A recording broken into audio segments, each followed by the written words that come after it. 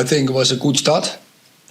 And then after, we dropped down in level, we dropped down in belief, and we make mistakes, and the opponent punishes. But I think it's a good opponent. They work long together, and when you make mistakes, you get punished for that against such teams. So, Erik, in pre-season you prepared with a striker, Nancy Marshall. Today you didn't play a striker, you played Christian up there. Was that a mistake in hindsight? When he was available, the striker, I would have played him. You had Cristiano or Anthony. Was there a different thinking behind not playing either of them? No, but Cristiano Ronaldo is now for 10 days maybe in team training, and that's too short for 90 minutes. So that's the reason we didn't start him. Can you, after a game like that, can you find positives? Yes, definitely. I think the start was good. The second half, deal with the setback. I think we dropped down in belief during the first half, and that cannot happen. Always believe in yourself and stick as a team together. So bring the convincement always on the pitch, and that's why we are here for. Hi, Erik. Talk about self-belief. Sort of thinking there's such a good pre-season. It's not a real worry that as soon as you get to a proper game of football, the self-belief goes down. How can you explain that? But always we come back, came back second half, and we had to believe on the pitch, and that was good to see. So they have to deal with the setbacks, and they have to give themselves belief because they are really good players. So when you then form a team, construct a team, you will play well, and that is what we saw second half. Sergio, is it fair to say your team fell apart really because the game plan wasn't there? There's no real pressing. All the things that you drilled your players seemed to vanish. Is that fair? Look, Brighton is a team who normally wants to play from the back. They didn't today. They played a long ball. So it's not about pressing. It is about winning the second ball. And then in such occasions, we did not always do what we make out before the game. And we have definitely to learn from those lessons. Erik, did you train with the false nine, and so when did you communicate that to players that was the formation you're going to go with? Of course, and we trained quite well, and I think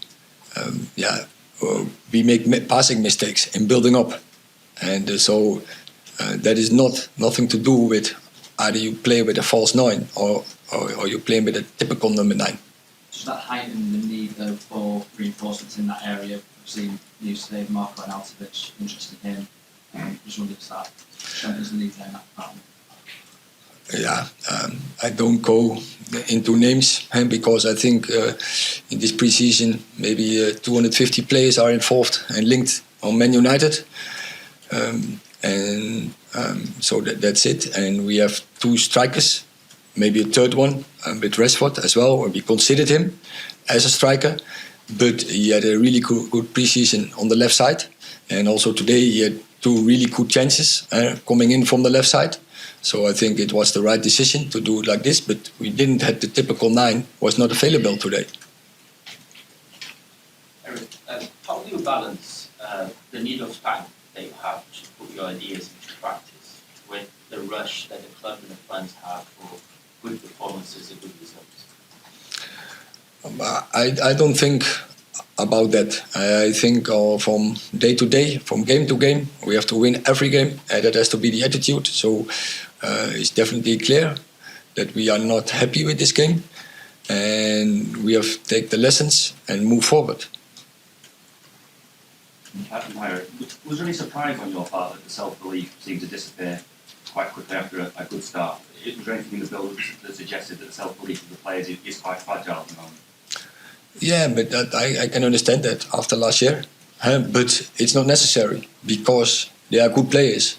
So self-belief is something from yourself. Bring it on the pitch because they are good. Are you having to remind them that they are good players? You know, considering what happened last year, that they are still good players. And they are, and they proved so many times in the past, so they will also do it in the future.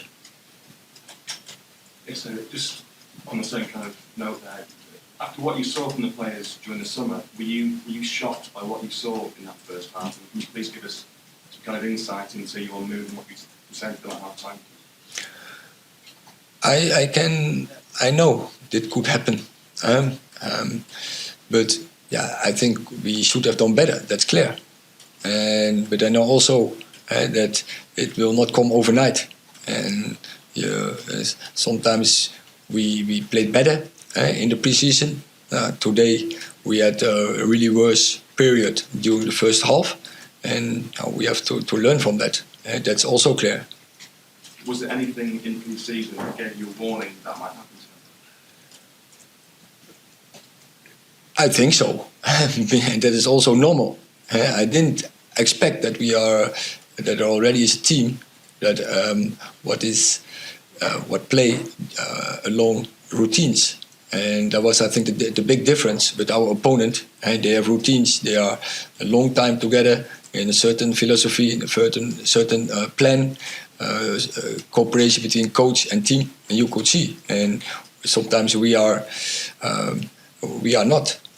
But still, it was unnecessary to lose this game.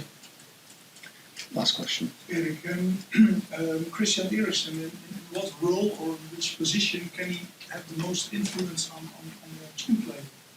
He dropped a little bit in the second half.